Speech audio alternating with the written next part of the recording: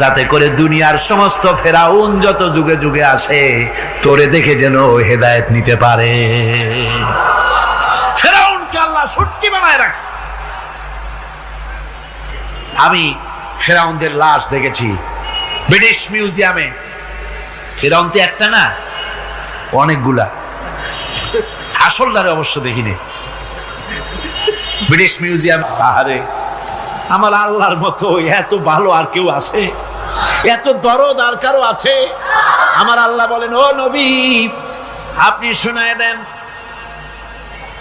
হে আল্লাহর বান্দারা, তোমরা যারা নিজেদের উপরে বাড়াবাড়ি করেছো, নিজেদের উপরে জুলুম করেছো, অত্যাচার করেছো, আমি আল্লাহর রহমত থেকে নিরাশ হয়ে যেও না।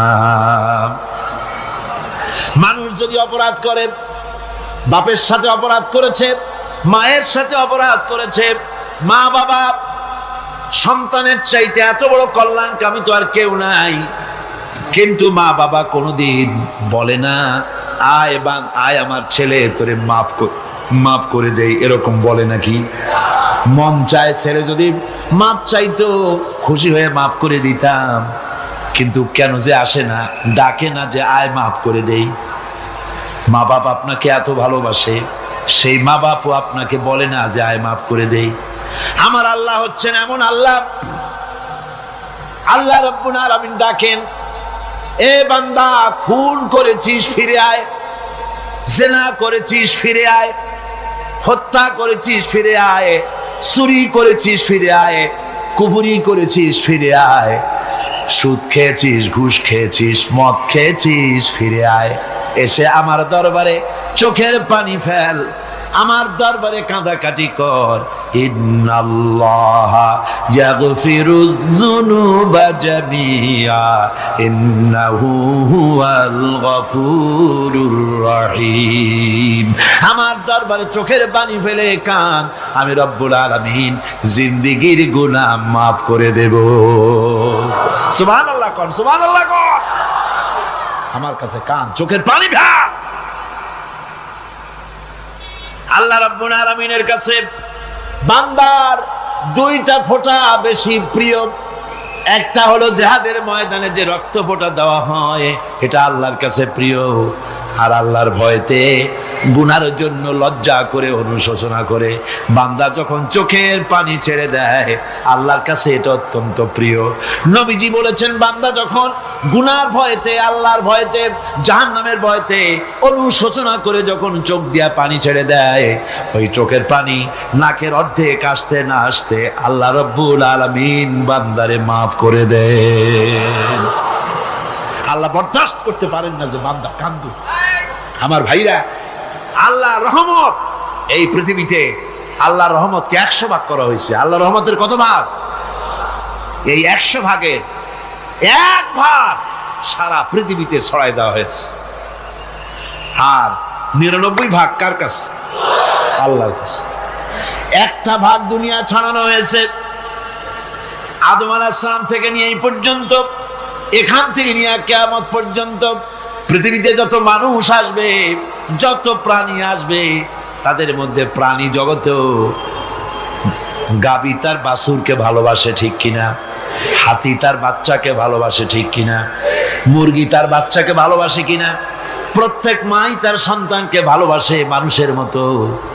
এই ভালোবাসা, স্নেহ, এই মমতা, এই করুণা, এই মহব্বত একটা ভাগ দুনিয়ায় দেওয়ার পর আপনি আর আমি যতটুকুন ভাগে পেয়েছি, সেই মহব্বত স্ত্রীর মহব্বতে অস্থির, মায়ের মহব্বতে অস্থির, সন্তানের মহব্বতে অস্থির।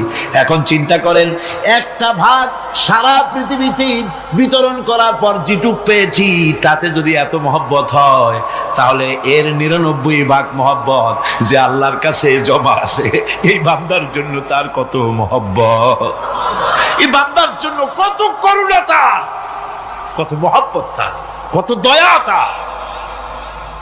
এজন্য আল্লাহ রাব্বুল আলামিন বলেছেন, নাব্বি ইবাদি আন্নি আনাল গফুরুর রহিম।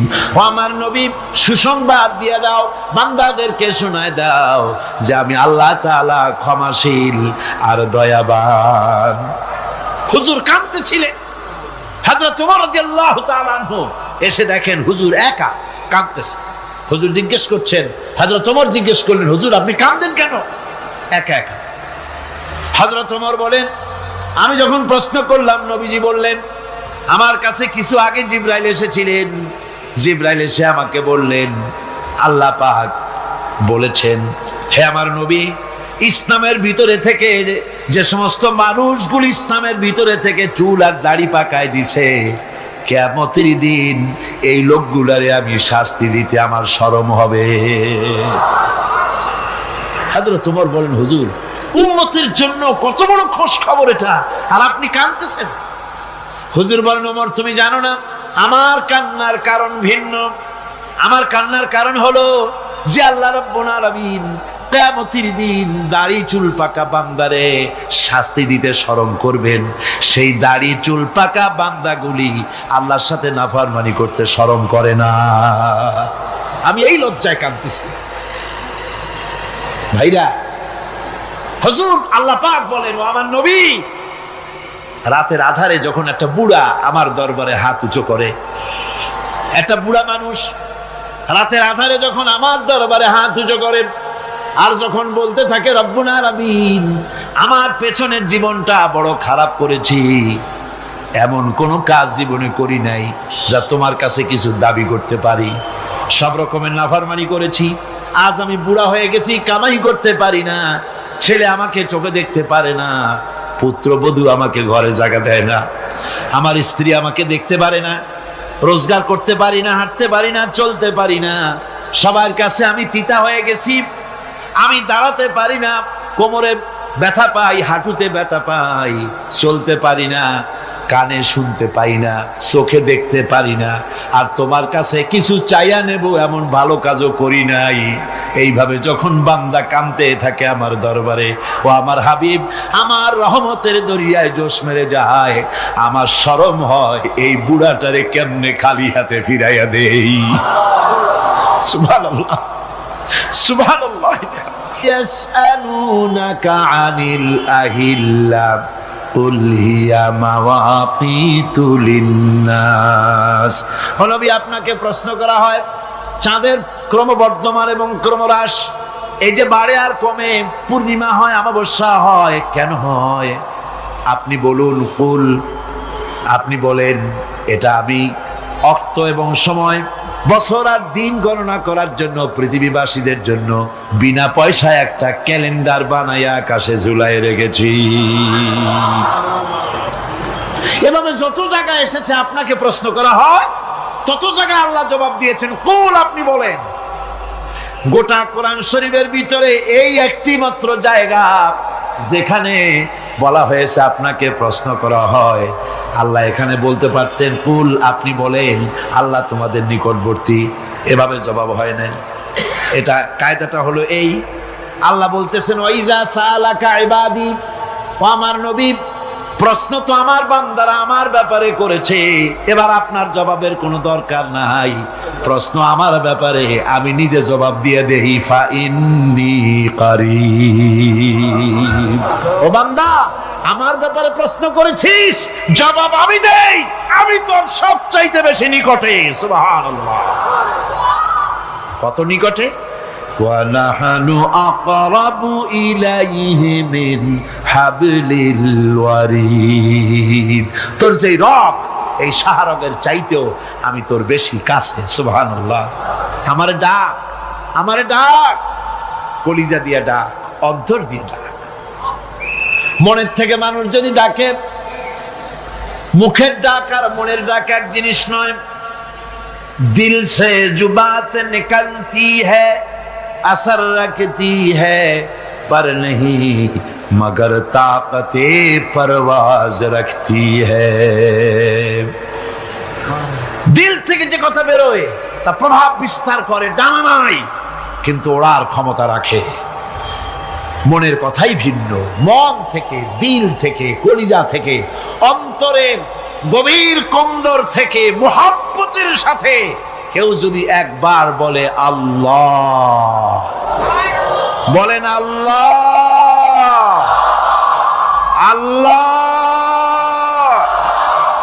আল্লাহ।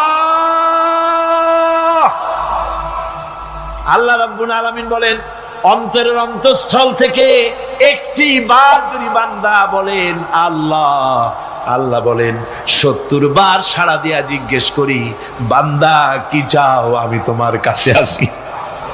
সুবহানাল্লাহ, আমি তোর একদম কাছে, কি চাস বল, বল আমার কাছে। এমন দয়াবান, এমন মেহেরবান, এমন আল্লাহ আমাদের। সে আল্লাহ রাব্বুল আলামিন তিনি বলছেন, وَقَالَ رَبُّكُمْ ادْعُونِي أَسْتَجِبْ لَكُمْ। তোমাদের রব বলেছেন আমারে ডাকো, আমি আল্লাহ ডাকের সাড়া দিয়া দেব। সুবহানাল্লাহ। কারে ডাকতে হবে? কারে ডাকতে হবে? এই বিশাল জনসমুদ্র একযোগে চিল্লা এখন কারে ডাকতে হবে? কোন পীর সাহেবকে নয়, আল্লাহর কসম কোন খাজা বাবাকে নয়, ডাকতে হবে কারে? চিল্লা এখন কারে? ওয়াকালা রাব্বুকুম উদউনি, তোমার রব তোমাকে বলতেছে আমারে ডাকো, আস্তাজিব লাকুম, আমারে ডাকবে আমি সাড়া দিয়ে দেব। সুবহানাল্লাহ। আল্লাহকে ডাকেন, কি চাই আপনার বলেন, কি চাই? আল্লাহর কাছে চান, আল্লাহ দিয়ে দিবে। দেওয়ার জায়গা আল্লাহর কাছে চাইবেন, আল্লাহ দিবেন। দেওয়ার জায়গা, চাওয়ার জায়গা হলো সেজদায় পড়ে যাবেন।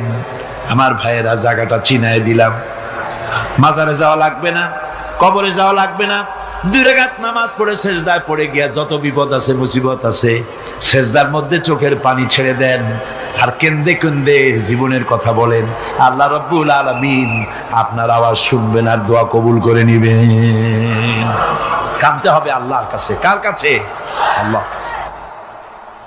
সুম্মা ইস্তাগফিরুল্লাহ, আর এরপরে সে যদি আমি আল্লাহর কাছে ক্ষমা চাই, ইয়াজিদিল্লাহ গফুরুর রহিমা, সে আমি আল্লাহকে গফুর এবং রহিম হিসাবে পাবে। সুবহানাল্লাহ।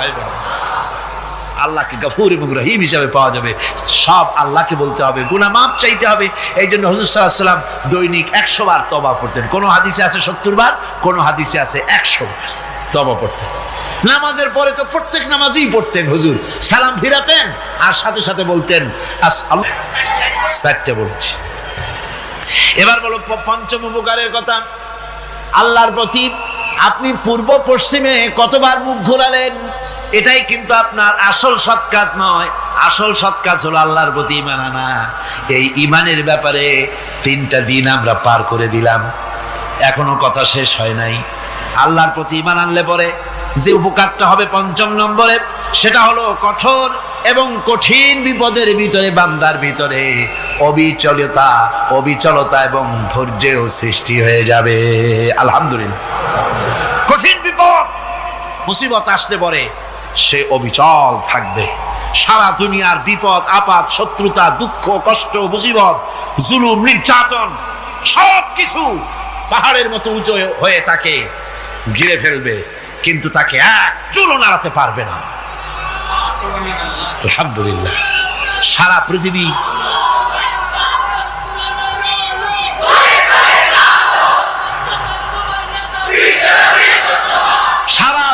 একদিকে আর সে একা একদিকে থাকবে।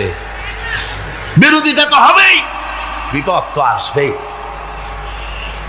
কবি বলতেছেন, সাথে জাকা রহা হ্যায় अज़ल से ताइम रोज, सतेजा का रहा है अज़ल से ताइम रोज, चरागे मुस्तफावी से शरारे बुलहबीस। সে আবহমান কাল থেকে শুরু করে মুস্তাফা সাল্লাল্লাহু আলাইহি ওয়াসাল্লামের দীপ শিখার সাথে আবু জেহেল, আবু লাহাবের অগ্নিস্ফুলিঙ্গের টক্কর লেগেই আছে। রাসূলুল্লাহর আল্লাহর দেওয়া এই বিধান, এই দ্বীনের বাতিটা টিম টিম করে জ্বলেছে।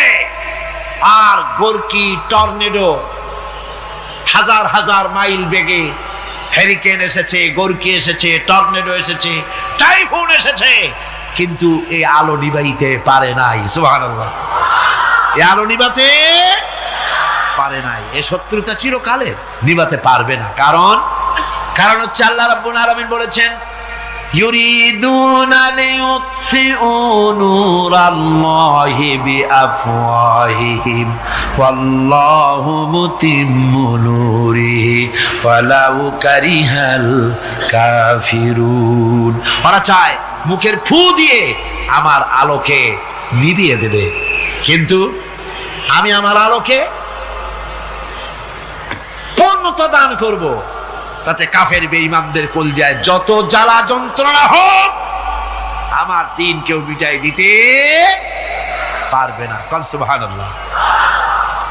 সুতরাং বিপদে অবিচলতা আসবে, সে অটল হবে, মজবুত হবে। কোরআনে কারীম বলতেছে ওয়া কাযালিকা জাআলনা লিকুল্লি নাবিয়্যিন আদুওয়াম মিনাল মুজরিমিন। এই পৃথিবীতে এমনি করে আমি সকল নবীদের শত্রু বানিয়েছি, সব পাপিষ্ঠ অপরাধীদেরকে। নবীদের সাথে বিরোধিতা করেছে কারা? পাপিষ্ঠরা, অপরাধীরা। আজও খুঁজে দেখেন, আজও ইসলামী আন্দোলনের বিরোধিতা যারা করে সবগুলি কি পাপিষ্ঠ? সত্য কিনা কর? ইসলামী আন্দোলনের বিরোধিতা যারা করে হিসাব করে চোখ দিয়ে তাকায় দেখেন, খুঁজে দেখেন তাদের নামগুলি। মদখোর, জিনাকার, বদমাশ, চোর, হাইজাকার, বেনামাজি, লুটেরা, মিথ্যাবাদী, সবচাইতে সমাজের নিকৃষ্ট লোকগুলি ইসলামের বিরুদ্ধে করে।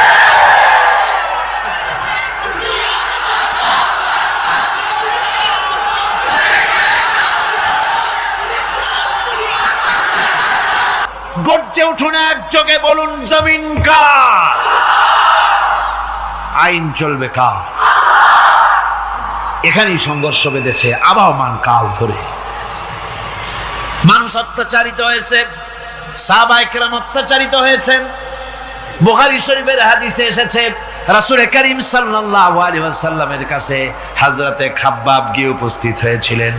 হযরতে খাব্বাব বলেন, হাদিসটা এভাবে লেখা হয়েছে বুখারীতে, ওয়ান খাব্বাব বিন আরিদ রাদিয়াল্লাহু তাআলা আনহু قال شكونا إلى رسول الله صلى الله عليه وسلم وهو متوسد بردة له في ظل الكعبة।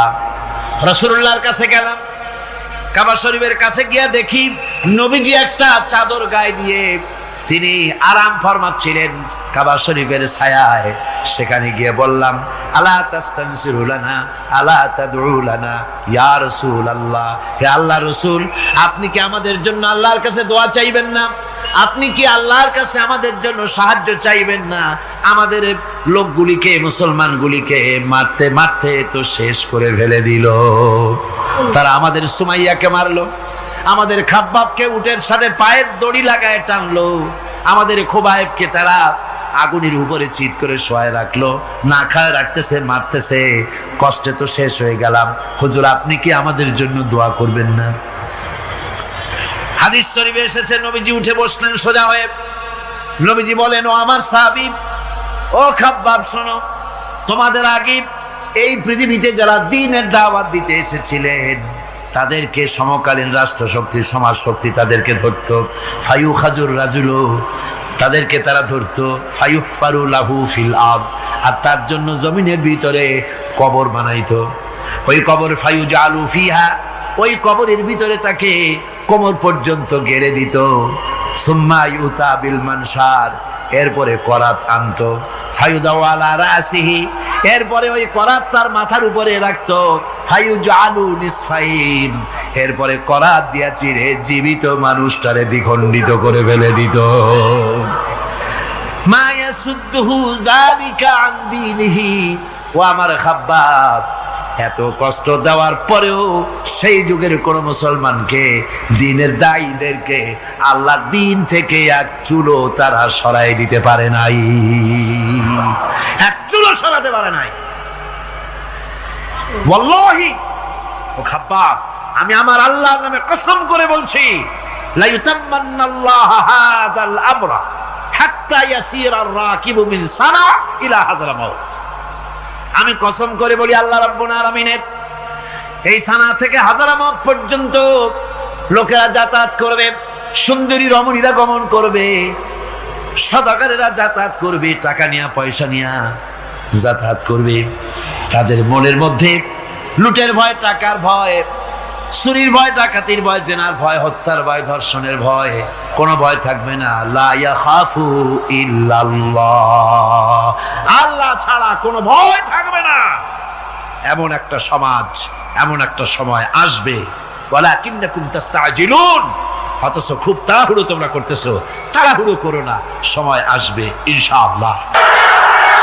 আমার ভাইয়েরা, আমার বন্ধুগণ, কঠিন বিপদে অবিচলতা এবং ধৈর্যের দৃষ্টান্ত রেখে গেছেন আম্বিয়া আলাইহিমুস সালাম। সুবহানাল্লাহ। কঠিন বিপদে অবিচলতা, দৃঢ়তা, ধৈর্য কারে বলে, তার দৃষ্টান্ত কারা রেখেছেন? আম্বিয়া আলাইহিমুস সালাম। ওনারাই আমাদের আদর্শ, নবীরাই আদর্শ। সাহাবায়ে কেরাম রিদওয়ানুল্লাহ তাআলা আলাইহিম আজমাইন আমাদের আদর্শ। ভাইরা আমার, মুসা আলাইহিস সালামকে ফেরাউন যখন ঘিরে ফেলে দিল, কোরআনের সব কথা গল্প গুজবার ইতিহাসের জন্য লেখা হয় নাই। কোরআনের মধ্যে যা লেখা হয়েছে সব বান্দাদের উপদেশের জন্য, যাতে করে লোকেরা চিরটা কাল এর থেকে উপদেশ নিয়ে নিজেদের তৈরি করতে পারে। জোরে বলেন সুবহানাল্লাহ। মুসা আলাইহিস সালামের কথা আল্লাহ বলেন, ফেরাউন তাকে ঘিরে ফেলে দিল, পালাবার রাস্তা নাই। ফালাম্মা تراءى الجمعان قال أصحاب موسى إنا لمدركون। মুসা আলাইহিস সালামের উম্মতেরা বললেন, হে মুসা, পাকড়াও হয়ে গেছি, পালাবার রাস্তা নাই। তিন দিক থেকে আমাদেরকে ঘেরাও করেছে ফেরাউনের শক্তি। সামনে কি? দরিয়া, আর তিন দিকে কি? ঘেরাও আন্দোলন। পালাবার পথ নেই, পালাবার পথ নাই। সারাশি আক্রমণ, ঘেরাও আন্দোলন। এই যে ঘেরাও টেরাও তো আজকে নতুন নাই, ঘেরাও আসছে অনেক আগের থেকে। আসলে কথা বুঝতে পেরেছি। মাইক না থাকলে আমি কি করবো কন? আজকে এরকম হচ্ছে কেন? নেয় না তাফসীরে মাহফিলের মাইকের ভাড়া নেয় না। যে বছর এরশাদ সরকার আমাকে প্লেন থেকে নামতে দিল না, আপনাদের মনে আছে? সিলেট থেকে ফিরাই দিল। এই খবরটা মাইকম্যান যখন শুনেছে যে আমাকে নামতে দেয় নাই, ফিরাই দেওয়া হয়েছে, সাথে সাথে স্ট্রোক করেছে, হার্ট ফেল করে দুনিয়া থেকে বিদায় হয়ে গিয়েছে। সিলেটে তাফসীর হতে পারবে না, এই কথা সে বরদাস্ত করতে পারে না। আমি কেঁদেছি আর দোয়া করেছি, আল্লাহ, কোরআনের মহব্বতে লোকটার এই অবস্থা হলো, তোমার জান্নাত তুমি দয়া করে তাকে দান করে দিও। কাজে কোনো ব্যবসায়ী চায় না যে তার ব্যবসাটা খারাপ হোক, লোকেরা মন্দ বলুক। এ মাইকের ব্যাপারে আপনারা আজকে রাগারাগ করেন না, যা হয়েছে কালকে ভালো হবে ইনশাআল্লাহ। সবাই বলেন ইনশাআল্লাহ। এখন চলেন আমরা ফেরাউনের অবস্থা দেখি গিয়া কি করতেছে ফেরাউন। মুসা আলাইহিস সালামকে ঘেরাও করে ফেলেছে, পালাবার উপায় নাই। একদিকে দরিয়া, তিন দিকে ফেরাউনের শক্তি। এই যে ঘেরাও টেরাও মানে নতুন তো না, ধর্মঘট নতুন না, এ পুরানা জিনিস। এই পৃথিবীতে সর্বপ্রথম ধর্মঘট কিসের উপরে হয়েছে জানেন? এই পৃথিবীর প্রথম ধর্মঘট হয়েছে পেঁয়াজ, রসুন আর ডাইলের উপরে।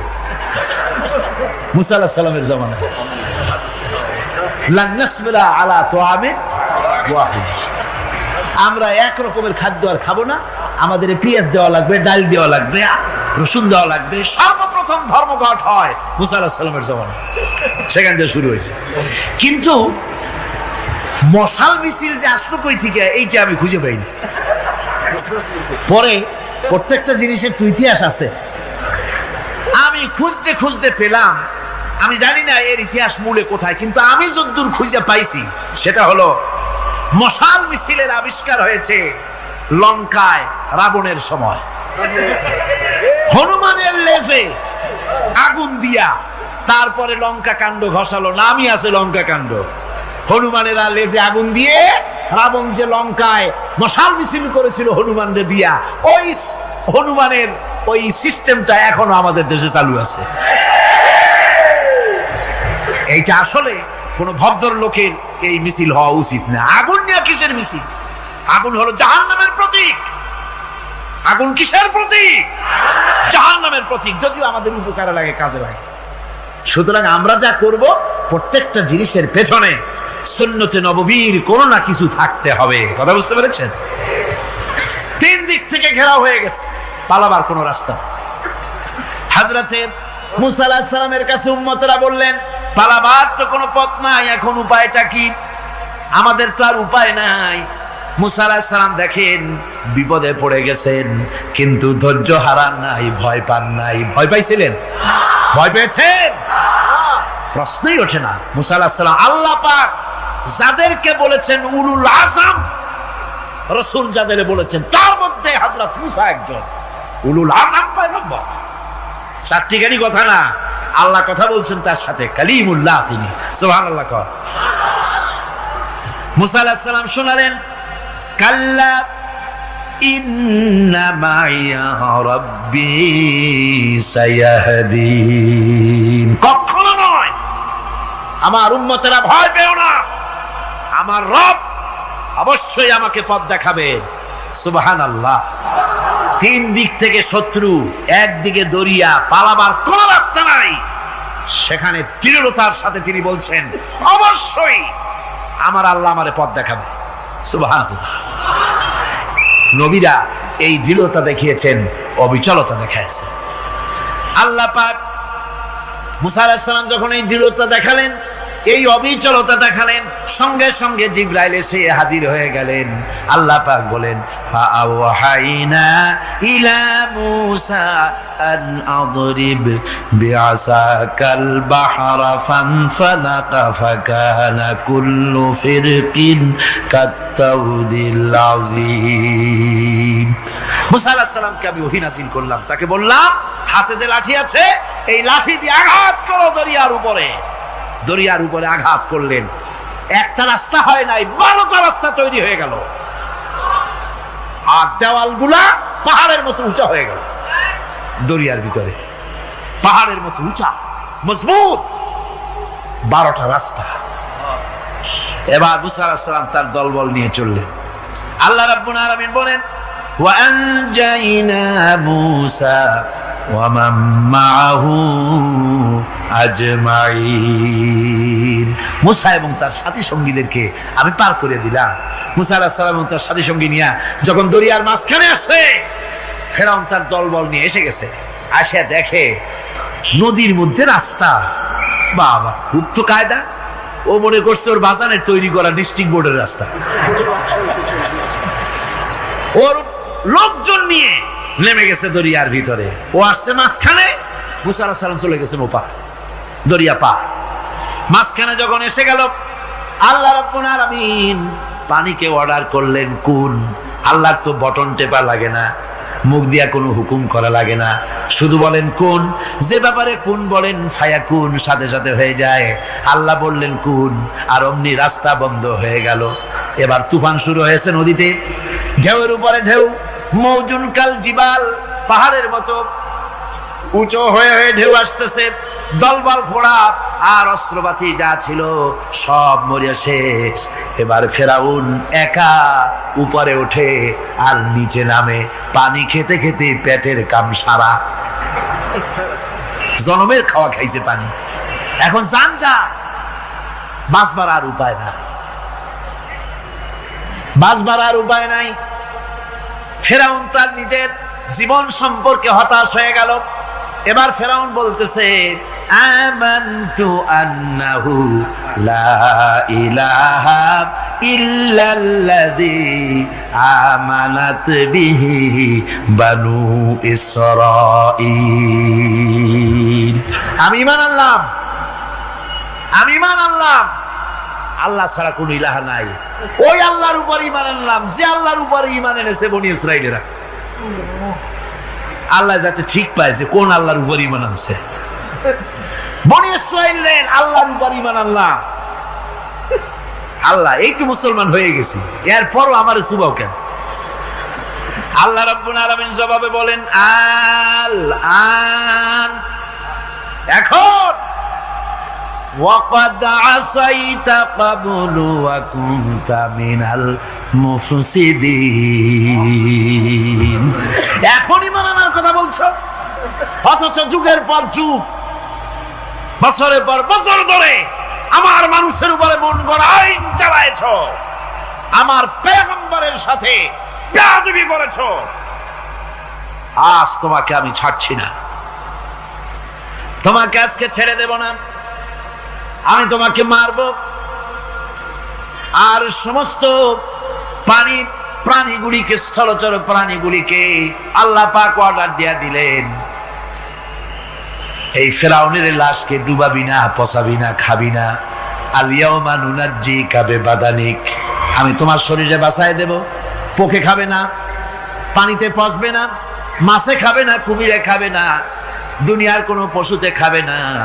আমি তোরে শুটকি বানাইয়া রাখবো, যাতে করে দুনিয়ার সমস্ত ফেরাউন যত যুগে যুগে আসে তোরে দেখে যেন হেদায়েত নিতে পারে। ফেরাউনকে আল্লাহ শুটকি বানায় রাখছে।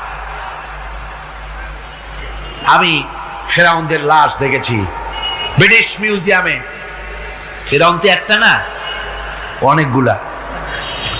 আসলটারে অবশ্য দেখিনি। ব্রিটিশ মিউজিয়ামে ওই ফেরাউনগুলার লাশ যখন অসুবিধা হয়, মমিগুলি, তখন ইংল্যান্ডে নিয়ে যায় চিকিৎসা করাবার জন্য। চোখ টোক আছে গর্তের ভিতরে, তারপরে চামড়া টামড়া হাড়ের সাথে মিশানো, ওইভাবে চেহারা দেখলে মনে হয় যে সত্যি ফেরাউনিগুলা। আর ব্রিটিশের কাম, মিশর থেকে না আনছে এমন কোনো জিনিস নাই। আমি সেখানে এক বক্তৃতা বলছিলাম, আপনারা এদের এখন সভ্য, এদের এখন ভদ্র, এরা হলো ইন্টারন্যাশনাল চোর, ওরা সারা দুনিয়া চুরি করেছে। লন্ডনে বক্তৃতা করেছি, সারাটা দুনিয়া চুরি করছে, আমাদের দেশকে শোষণ করেছে। এই বিশাল ভূভাগকে শোষণ করে ইংল্যান্ডের দ্বীপটাকে তারা সাজাইছে। তারা ময়ূর সিংহাসনের, শাহজাহানের ময়ূর সিংহাসনের ময়ূরের বাম চোখে কোহিনূর মণি লাগাইছিলেন। শাহজাহান ময়ূরের ডান চোখে কোহিনূর মণি লাগায় নাই। কোহিনূর মণির অনেক দাম, আমি দেখে এসেছি মণি, এখন সেটা কুইন এলিজাবেথের মুকুটে শোভা পাচ্ছে। সেই মণি এমনি বলে প্রবাদে, 7 রাজার ধন এক মাণিক্য, বলেন এরকম, অনেক দাম। শাহজাহান দেখালেন, আমি মুসলমান, আমার কাছে এটার দাম নাই, এই জন্য ময়ূরের ডান চোখে লাগালাম না, বাম চোখে লাগাই দিলাম। এইটারে চুরি করছে। তারপরে মিশর থেকে, মিশরের মমি চুরি করেছে, জুতা চুরি করছে, ছাতি চুরি করছে, পিসা চুরি করেছে। আমি বললাম, এইগুলা কি ভদ্রলোক নাকি? এরা জুতা চোর, পিসা চোর, লাঠি চোর, সব চুরি করেছে। যাই দেখেন ব্রিটিশ মিউজিয়ামের মধ্যে সব দুনিয়ার চুরি করা জিনিস নিয়ে তারা মানুষকে দেখাইয়া পয়সা অর্জন করছে। টিপু সুলতানের তরবারিটা পর্যন্ত চুরি করেছে। আজ পর্যন্ত ব্রিটিশ মিউজিয়ামে টিপু সুলতানের তরবারিটা আছে, আমি তরবারিটা দেখে এসেছি। আমার বন্ধুগণ, বলতেছিলাম যে পৃথিবীতে আল্লাহ রাব্বুল আলামিন নবীরা তাদের চরিত্র দিয়ে বিপদের মোকাবেলা করে, দুনিয়ার সামনে কঠিন বিপদের মোকাবেলা করে অবিচলতা, দৃঢ়তা দেখায় গেছেন যে কেমন করে এই পৃথিবীতে বিপদের সামনে মোকাবেলা করতে হয়। ধৈর্য ধরতে হবে, বিপদ আসবে পাহাড় সমান হয়ে, আপনাকে ধৈর্য ধারণ করতে হবে সেভাবে বুক বেঁধে। যেহেতু এটা যদি বিশ্বাস হয় যে আমার কিসমতে যা আছে তার থেকে বেশি কিছু হবে না, তাহলেই আপনার ধৈর্য আসবে, ভয় পাবেন না। কথা ঠিক কিনা কন? এবারে হযরত হুদ আলাইহিস সালাম সম্পর্কে আল্লাহ রাব্বুল আলামিন বলেন, হযরতে হুদকে যখন ষড়যন্ত্র হলো কাফির বেঈমানেরা তাকে মেরে ফেলার জন্য, যখন সরকারি ষড়যন্ত্রে লিপ্ত হয়ে গেল, হযরতে হুদ সমাজের এই চ্যালেঞ্জের মোকাবেলা করলেন। হযরত হুদ বলেন, ফাকিদুনি জামিআন সুম্মা লা তুনজিরুন ইন্নী তাওয়াক্কালতু আলাল্লাহি রাব্বি ওয়া রাব্বিকুম। তোমরা তোমাদের ষড়যন্ত্র আমার বিরুদ্ধে যত পারো আমার বিরুদ্ধে ষড়যন্ত্র চালাও, এতটুকুন আমার অবকাশ দিও না। আমি এমন আল্লাহর উপরে ভরসা করেছি যার হাতের ভিতরে তোমাদেরও জান আর আমারও জান। যা পারো তাই করো। সরকার, সমস্ত শক্তি একত্রিত হয়ে আমার মোকাবেলা করো। একদিকে হুদ আলাইহিস সালাম, আর একদিকে গোটা জাতি। হযরত হুদ ভয় পায় নাই। সুবহানাল্লাহ। ঈমান বিল্লাহ মানুষের কলিজাকে এভাবে শক্ত করে দেয়। কোন আলহামদুলিল্লাহ। এবারে এই বিপদের, কঠিন বিপদের মোকাবেলা করে আমার রাসূল যে প্রমাণ দিয়া গেলেন, আমার রাসূল যে কঠিন বিপদের মোকাবেলা করলেন, ভাইয়ের আমার, হিজরতের রাতে সওর পাহাড়ের ভিতরে যখন তিনি আশ্রয় নিলেন, হযরতে আবু বকরের সাথে ছিলেন। হযরতে আবু বকর রাদিয়াল্লাহু তাআলা আনহু বলেন, হুজুর আপনি দাঁড়ান, এটা তো পাহাড়িয়া গুহা, গুহার ভিতরে সাপ থাকতে পারে, বিচ্ছু থাকতে পারে, আমি আগে ঢুকি, বিপদ যদি হয় আমার উপর থেকে হয়ে যাক। গুহার ভিতরে নেমে গুহা সাফ করলেন। এরপরে হুজুরকে ডাকলেন, হুজুর তাশরীফ নিলেন গুহার ভিতরে। এরপরে হুজুর বললেন, আবু বকর, পাহাড়ে হেঁটে হেঁটে 2-3টা পাহাড় পাড়ি দিয়া যাওয়া লাগে সূর পাহাড়ে। মদিনার সোজা রাস্তা হুজুর ধরেন নাই, মেসফালার পথ দিয়া জাবালে কেদোয়ার উপর দিয়া 3টা পাহাড় পাড়ি দিয়া তারপরে হুজুর গেলেন সূর পাহাড়ে। গুহার ভিতরে হুজুর তাশরীফ নিলেন। বললেন, আবু বকর তুমি বসো, তোমার উরুর উপরে মাথা রেখে আমি একটু আরাম করি।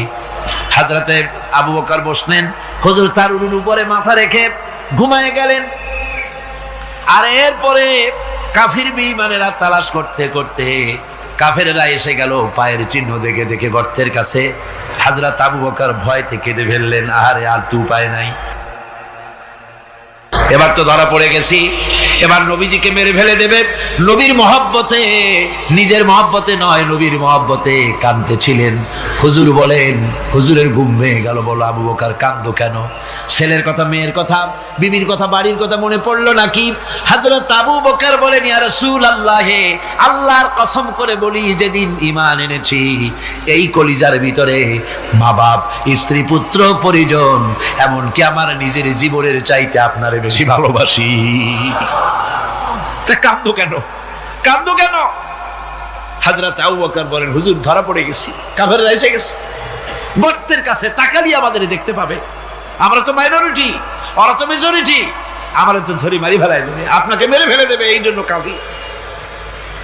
আল্লাহ রাব্বুল আলামিন, হুজুর তখন কি দৃঢ়তা, কি অবিচলতা, কি ধৈর্যের পাহাড় সম মনোবৃত্তি তখন দেখালেন। আল্লাহ কোরআন শরীফে চিরকাল যাতে মানুষেরা হেদায়েত নিতে পারে, সেজন্য হুজুরের কথা উঠায় দিলেন কোরআনে। আল্লাহ পাক বলেন, ইযহুমা ফিল গার ইয ইয়াকুলু লিসাহিবিহি লা তাহজান ইন্নাল্লাহা মা'ানা। ও বন্ধু, ভয় পেও না, আল্লাহ আমাদের সাথে আছেন। সুবহানাল্লাহ। আল্লাহ আমাদের সাথে আছেন। আমরা মাইনরিটি নই, আমরাই মেজরিটি। আল্লাহ আছে আমার সাথে, ভয় পাওয়ার কোনো কারণ নাই। সুবহানাল্লাহ। আল্লাহ পাক বলেন, ফাআনসালাল্লাহু সাকিনাতাহু আলাইহি ওয়া আইয়াদাহু বিজুনুদিন লাম তারাওহা। আমি এদের অন্তরের ভিতরে আমি শান্তি নাজিল করে দিলাম, প্রশান্তি দিয়া দিলাম, আর আমি সাহায্য করলাম, আর এমন সব সৈন্য পাঠায় দিলাম যে সৈন্যগুলি তোমরা দেখতে পাও নাই। সুবহানাল্লাহ ওয়া বিহামদিহি। ভাইরা আমার, রাসূল করিম সাল্লাল্লাহু আলাইহি সাল্লাম এই বিপদের মাঝে, চরম বিপদের মাঝে অবিচলতা, দৃঢ়তা, কঠিন আত্মনির্ভরতা দেখিয়েছেন। এগুলি হলো ঈমানের 5ম নম্বরের উপকারিতা। আল্লাহর প্রতি ঈমান আনলে এভাবে পাহাড় সম ঈমান মজবুত হয়ে যায়।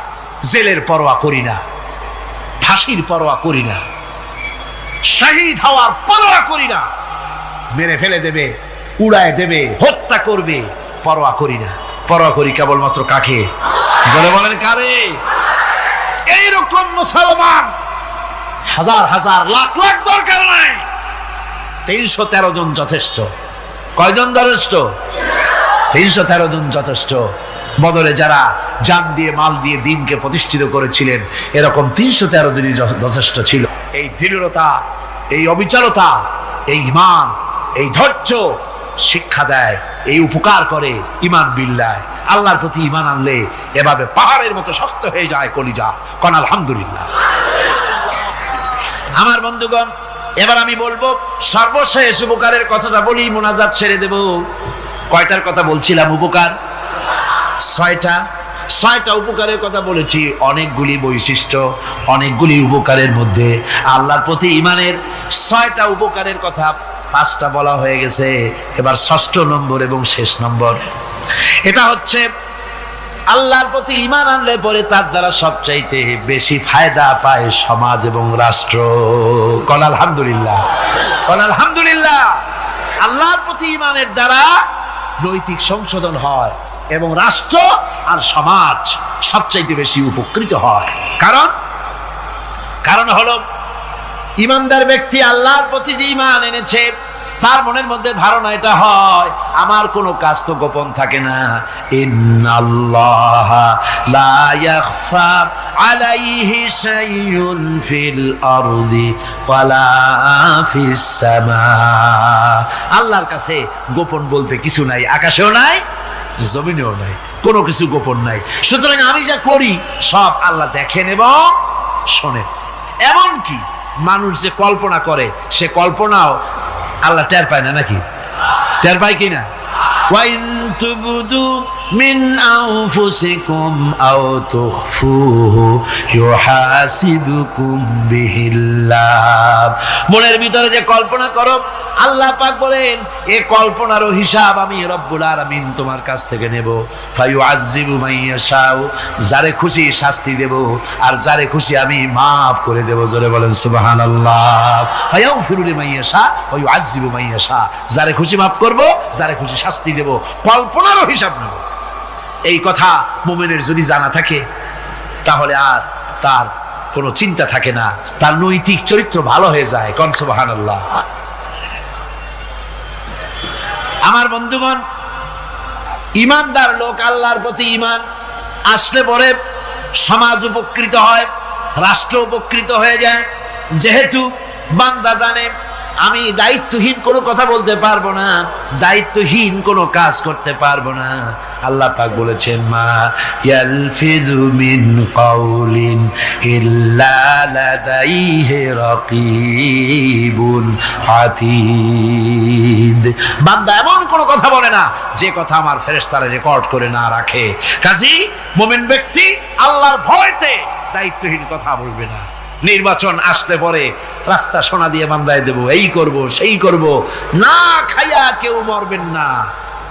আসে না নির্বাচনের সময় সারাগালি বদনারা মঞ্চে দাঁড়িয়ে কত বড় বক্তৃতা করে, ভাইয়ের আমার, বোনের আমার, এবার আমার বোতল মার্কা বাক্স, আপনারা আমাকে ভোট দিয়ে দেশ এবং জাতির আরেকবার 12:30 বাজাইবার সুযোগ দিন। এবার ক্ষমতায় গেলে কেউ না খাইয়া মরবেন না, কিন্তু কি খাইয়া মরবে তাও বলে না। এর মারফতি অর্থ হচ্ছে এই, ওরা যদি ক্ষমতায় যেতে পারে তাহলে বিষ খাইয়া হোক, গুলি খাইয়া হোক, কিছু না কিছু খেয়ে মরতে হবে। একেবারে খালি পেটে মরলে গ্যাস্ট্রিক হওয়ার সম্ভাবনা আছে।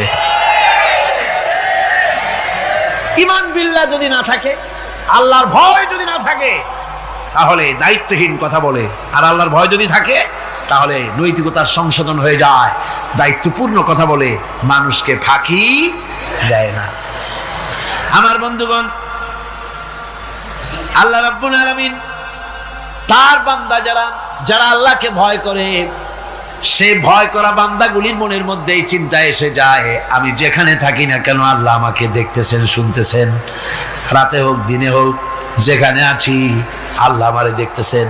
আল্লাহ পাক বলতেছেন, ওয়া হুয়া মাআহুম ইজ ইউবাইতুনা মা লা ইয়ারদা মিনাল কাওলি ওয়া কানা আল্লাহু বিমা ইয়ামালুনা মুহিতা। আল্লাহ পাক বলেন, আমি তো আমার বান্দার নিকটে তখনও থাকি যখন সে গোপনে গোপনে রাতের বেলায় আমার মর্জির খেলাফ পরামর্শ করে। আমার মর্জির খেলাফ পরামর্শ করতেছে রাত্রে, আমি তো তখনও কাছে থাকি, ওটা আমি শুনি। ঈমান যদি আসে তাহলে এই সব কাজ থেকে সে বিরত থাকে। সে যদি কম হয় সেখানেও আল্লাহ, বেশিও যদি হয় সেখানেও আল্লাহ। এমন কোন জায়গা আছে নাকি চিটাগংয়ে যেখানে আপনি একটা আকাম করবেন আর আল্লাহ টের পাবে না? কোন আছে নাকি? আচ্ছা চট্টগ্রামে না থাকুক, বাংলাদেশের কোন জায়গায় আছে নাকি? পার্বত্য চট্টগ্রামে যত পাহাড় আছে, উঁচু নিচে জায়গা আছে, ওই জায়গায় বোধহয় আছে নাকি? সারা পৃথিবীতে আছে কোথাও? আল্লাহকে ফাঁকি দেওয়ার জায়গা কোথাও? সব স্পষ্ট। আল্লাহ কি ঘুমায় নাকি? ঘুমায়? তার কাছে দিনও যা, রাতও তাই। সমানে তিনি দেখতে পান, শুনতে পান, সবকিছু দেখতে পান, সবকিছু শুনতে পান। তাকে ফাঁকি দেওয়ার কোনো উপায় নাই। এই জন্য ৬ষ্ঠ নম্বরের উপকার যেটা হয় সেটা হলো সমাজ উপকৃত হয় ওই মানুষ দিয়ে যার মধ্যে ঈমান আছে। হযরত ওমর রাদিয়াল্লাহু তাআলা আনহু রাতের আধারে শেষ রাত্রে ঘুরতেছিলেন, দেখেন এক বাড়িতে কথা হচ্ছে, কথাবার্তার আওয়াজ পাওয়া যায়। মনে করলেন কোনো অসুখ বিসুখ নাকি। ঘরে গিয়ে কান পাচ্ছেন দেওয়ালের সাথে, শুনতে পাচ্ছেন ভিতরে বুড়ি মা তার মেয়েকে বলে, যদি আল্লাহর এই কোরআনটা পড়ানো হতো। আরে বলেন, কলেজে কোরআন শরীফ পড়ানো হয়, বিশ্ববিদ্যালয়ে কোরআন পড়ানো হয়, সব পড়ানো হয়, কিন্তু কোরআন পড়ানো হয় না। আমি আল্লাহর নামে শপথ করে বলতে পারি, আমাদের দেশের কলেজ আর বিশ্ববিদ্যালয়গুলিতে এই কোরআনে কারিমের তাফসীর যদি পড়ানো হতো, একেবারে ক্লাস 8 থেকে শুরু করে মাস্টার ডিগ্রি পর্যন্ত কোরআনের তাফসীর যদি পড়ানো হতো, নবীজির হাদিস যদি পড়ানো হতো, আমি কোরআন হাতে নিয়ে আল্লাহর নামে শপথ করে বলতে পারি, বিশ্ববিদ্যালয় আর কলেজগুলি আমাদেরকে ডাকাত আর সন্ত্রাসী উপহার দিত না। কলেজ বিশ্ববিদ্যালয় আমাদেরকে উপহার দিত খালিদ বিন ওয়ালিদ, আমাদেরকে উপহার দিত গাজী সালাউদ্দিন, আমাদেরকে উপহার দিত শহীদ চিতুমীর, টিপু সুলতান, শাহ মজনুন। এগুলি আমাদেরকে উপহার দিত বিশ্বের সেরা সেরা নাম করা ইসলামী চিন্তাবিদ।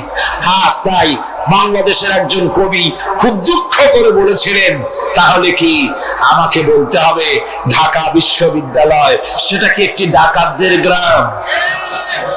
এ নিয়ে বহুত সমালোচনা হয়েছিল, কিন্তু পরে দেখা গেল যে কথা একেবারে তিনি মিথ্যে বলেন। আমার বন্ধুগণ, যার কথা আমি বলতেছি জনাবে মুহাম্মদুর রাসূলুল্লাহ সাল্লাল্লাহু আলাইহি ওয়াসাল্লাম, আল্লাহ রাব্বুল আলামিন এই পৃথিবীর মুখে তাকে সবচাইতে বেশি মর্যাদা দিলেন, সবচাইতে বেশি সম্মান দিলেন। পৃথিবীতে যত নবী এসেছেন, কওমের নবী, গোত্রের নবী, এলাকার নবী, তো তোমরা যেন আমার নবীকে নাম ধরে ডেকো না। সুবহানাল্লাহ। এই কোরআন শরীফের ভিতরে ইয়া আদম, ইয়া জাকারিয়া, ইয়া ইয়াহইয়া, ইয়া মূসা, ইয়া ইব্রাহিম, এভাবে করে নবীদেরকে আল্লাহ রাব্বুল আলামিন নাম ধরে ধরে রেখেছেন, কিন্তু মুহাম্মদ সাল্লাল্লাহু আলাইহি সাল্লামকে ইয়া মুহাম্মদ বলে কোরআন শরীফে কোথাও ডাকেন নাই। সুবহানাল্লাহ, যেরকম সুবহানাল্লাহ। নিজে তো আল্লাহ ডাকলেনই না, নিজে তো হুজুরকে কোথাও আল্লাহ নাম ধরে ডাকবেন না, বরং উম্মতদেরকেও নিষেধ করে দিলেন আমার নবীকে এভাবে নাম ধরে কখনো ডাকাডাকি করবে না। আল্লাহ পাক তার নবীকে এভাবে মর্যাদা দিলেন, সম্মান দিলেন। এ সম্মান সকল দিক থেকে সম্মান, সৌন্দর্যের দিক থেকে, দেখার দিক থেকে, মর্যাদার দিক থেকে রাসূলকে এমন বানালেন, হযরত আদম থেকে শুরু করে ঈসা আলাইহিস সালাম পর্যন্ত এই পৃথিবীতে যত নবী আল্লাহ পাঠালেন, সমস্ত নবীদের গুণাবলী এক জায়গায় করে একা মুহাম্মদ সাল্লাল্লাহু আলাইহি সাল্লামকে আল্লাহ দান করে দিলেন। সৌন্দর্য দিলেন এত বেশি। হযরত আয়েশা সিদ্দিকা রাদিয়াল্লাহু তাআলা আনহা বলেছেন, যারা নাকি হযরত ইউসুফকে দেখে নিজেদের অজান্তে নিজেদের হাতের আঙ্গুলগুলো কেটে ফেলে দিয়েছিল, ওরা যদি মুহাম্মদ সাল্লাল্লাহু আলাইহি ওয়াসাল্লামকে দেখতে পেত, তাহলে নিজের হাত কাটতে কাটতে কখন যে নিজেদের কলিজা কেটে ফেলে দিত ওরা টের পেত না। হযরত ইউসুফকে দেখে কিছুমাত্র মহিলারা নিজেদের আঙ্গুল কাটায় দিয়েছিল, আর রাসূলকে দেখে সাহাবায়ে কেরাম তাদের কল্লা কাটায় দিয়েছিলেন। এই সম্মান, এই মর্যাদা দিয়ে আল্লাহ রাব্বুল আলামিন তাকে দুনিয়ায় পাঠাই দিলেন, দায়িত্ব দিয়ে দিলেন, জমিন হলো আমার, হুয়াল্লাযী আরসালা রাসূলাহু বিল হুদা ওয়া দীনিল হক লিইয়ুযহিরা। বৈদ্যুতিক গতি সম্পন্ন, ঘোড়ার চাইতে ছোট, খচ্চরের চাইতে বড়, এই জাতীয় একটা প্রাণীর মতো হযরতে জিবরাইল নিয়ে আসলেন। আমাদের দেশে কারো কারো বাড়িতে আয়নায় বাংলামে থাকে এই ছবিটা। ঘোড়া আছে, দুইটা ডানা আছে, মাথাটা মেয়ে লোকের মতো, চুলগুলো ঝুলে পড়ছে, নিচে লেখা আছে হাযা বুরাকুন নবী সাল্লাল্লাহু আলাইহি ওয়াসাল্লাম। আন্দাজে কোথায় পাইছে আল্লাহ? মিথ্যে কথা, বাজে কথা। আল্লাহ এরকম একটা মেয়ে লোক মার্কা ঘোড়া পাঠাইছিল হুজুরকে নেওয়ার জন্য, এটা কথা হইল? রাসূলকে মক্কা থেকে, উম্মে হানি থেকে হুজুরকে বের করে নিয়ে যাওয়া হলো বাইতুল মাকদাসে। সমস্ত পয়গম্বর, দুনিয়া আল্লাহ যাদের পাঠিয়েছিলেন, সমস্ত রূহ উপস্থিত ছিল সেখানে। রাসূল করিম সাল্লাল্লাহু আলাইহি ওয়াসাল্লাম এখান থেকে মেরাজ করলেন। এতটুকু ছিল ইসরা। কোরআনে কারীম বলছে, আজকের কারি সাহেব যেখান থেকে তেলাওয়াত করেছিলেন, সুবহানাল্লাযী আসরা বিআবদিহি লাইলাম মিনাল মাসজিদিল হারামি ইলাল মাসজিদিল আকসা ইলা আখিরিল আয়া। কারো কারো মাথার মধ্যে যারা বিজ্ঞান পড়াশোনা করে বা আধুনিক চিন্তিত লোক, আধুনিক শিক্ষিত লোক, তাদের মধ্যে এই চিন্তাটা আসতে পারে যে ল অফ গ্র্যাভিটেশন পার হয়ে, মাধ্যাকর্ষণ শক্তি পার হয়ে একটা জড় পদার্থ, একটা জড় শরীর কি করে মাধ্যাকর্ষণ পাড়ি দিয়া উপরে চলে গেল? এটা হাউ ইজ ইট পসিবল? এটা কি করে সম্ভব? চিন্তাটা মাথার মধ্যে আসতে পারে। কিন্তু এখন আর ওইসব চিন্তা নাই। আমি হিউস্টনে দেখে এলাম আমেরিকার সেই মহাশূন্য গবেষণাগার। সেইখানে দেখলাম বিরাট রকেট, যে রকেটটা তারা পাঠাতে চেয়েছিল কিন্তু পাঠায় না, কি সব প্রবলেম হয়েছে সেই জন্য। সেই তৈরি করা রকেটটা দেখলাম, রকেটটার যে দরজাটা, সেই দরজাটারই ওজন হচ্ছে 20 টন। দরজা এমন টেকনোলজি দিয়ে দরজাটা তৈরি করা হয়েছে যে একটা লোকই দরজাটা এভাবে লাগাই দিতে পারে, আবার খুলেও দিতে পারে। 20 টন ওজন দরজা। আর পুরো রকেটটার ওজনটা কি হবে চিন্তা করে। 3টা জিনিস থাকে, 2টা থাকে সিলিন্ডার, আর একটা থাকে যেটার ভিতরে মানুষ থাকে, সেই মানুষ বসার জন্য একটা, আর 2টো সিলিন্ডার থাকে। যখন এখান থেকে ছেড়ে দেওয়া হয় তখন দুই দিকে 2টা কোন বালিশের মতো থাকে, দেখছেন কিনা ছবিতে আপনারা? এই দুটো জ্বলে পড়ে গেল। যাওয়ার সময় এই দুটোতে যে ফোর্স লাগিয়ে দিল, এই ফোর্সে ল অফ গ্র্যাভিটেশন পার করে দিল। এরপর আর তার কোনো তেল লাগবে না, বিনা তেলে যত খুশি তত উপরে চলে যেতে পারবে। চিন্তা করলাম, মানুষের মাথায় যদি এই জ্ঞান আল্লাহ দেন, এত জরুরি জিনিস এত পাওয়ারফুল করে ছেড়ে দেওয়া হয়েছে, ল অফ গ্র্যাভিটেশন পার হয়ে যাওয়ার পর মাধ্যাকর্ষণ শক্তি শুধু পৃথিবীর নাই, সম্ভব আপনার মাথায় ঢুকবে না, আপনার আমার মাথায় ঢুকবে না। ঢুকবে না বলেই ঘটনার সূত্রপাত আল্লাহ কেমনে করছে সেদিকেই লক্ষ্য করে। দুনিয়ার মানুষ, তুমি আমার কুদরত তোমার মাথায় ঢুকবে না। সেই জন্য ইসরার ঘটনা বলতে গিয়া রব্বুল আলামিন শুরু করলেন, সুবহানাল্লাযী আসরা বিআবদিহি। সুবহানাল্লাযী, সমস্ত দুর্বলতা অক্ষমতা থেকে মুক্ত সেই সত্তা যিনি তার বান্দাকে ইসরা করিয়েছেন, মেরাজ করিয়েছেন। সুবহানাল্লাহ। সমস্ত দুর্বলতা অক্ষমতা থেকে মুক্ত তিনি পার করে নিয়ে গিয়েছেন। তারপরে মুহূর্তের ভিতরে মহাশূন্য পাড়ি দিয়ে, সেই মহাশূন্য মানে কি? এইখান থেকে সূর্য কত দূরে জানেন না? 9,30,00,000 মাইল দূরে এখান থেকে সূর্য। সেই সূর্য, তারপরে রয়েছে গ্যালাক্সি, মিল্কি ওয়ে, গ্রহ নক্ষত্র, সে যে কত দূরে, যে সমস্ত তারকা, এমন বহুত তারকা আছে যে তারকা সৃষ্টির পর তার আলো পৃথিবীর মাটি আজ পর্যন্ত স্পর্শ করে নাই, অথচ আলোর গতি প্রতি সেকেন্ডে কত মাইল? হ্যাঁ, 1,86,000 মাইল। এই 1,86,000 মাইলের সেকেন্ড, এর মিনিট, এর ঘন্টা, এর দিন, এর সপ্তাহ, এর মাস, এর বছর, এটাকে বলা হয় লাইট ইয়ার, আলোকবর্ষ।